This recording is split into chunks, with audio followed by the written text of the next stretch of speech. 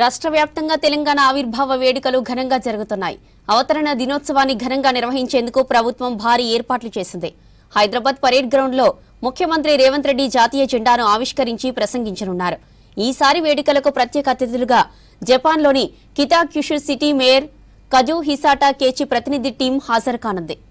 కొద్ది రోజుల క్రితం జపాన్ టూర్లో భాగంగా కితాక్యుషు సిటీని సందర్శించారు సీఎం రేవంత్ రెడ్డి. హైదరాబాద్ కు రావాలని ఆ సిటీ మేయర్ను ఆహ్వానించారు. ఇక జిల్లాలో ఇప్పటికే ఇచ్చిన ఉత్తర్వుల ప్రకారం మంత్రులు, ప్రభుత్వ సలహాదారులు, విప్లు, ఇతర ప్రజాప్రతినిధులు జాతీయ జెండాను ఆవిష్కరిస్తున్నారు. రాష్ట్ర ప్రజలకు తెలంగాణ అవతరణ దినోత్సవ శుభాకాంక్షలు తెలిపారు సీఎం రేవంత్ రెడ్డి. ప్రజలు కలిసికట్టుగా పోరాడి సాధించుకున్న తెలంగాణ రాష్ట్రం 11 ఏళ్లు పూర్తి చేసుకుని 12వ సంవత్సరంలోకి అడుగు పెడుతుందని చెప్పారు.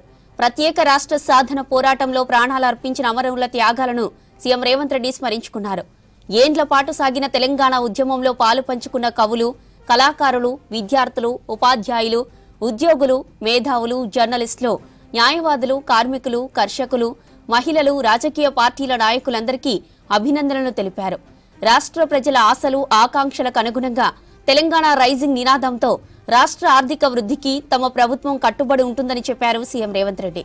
అన్ని రంగాల్లో రాష్ట్రం దేశానికి ఆదర్శంగా నిలిచేలా సరికొత్త విధానాలతో భవిష్యత్తు ప్రణాళికలు రూపొందిస్తామని వివరించారు.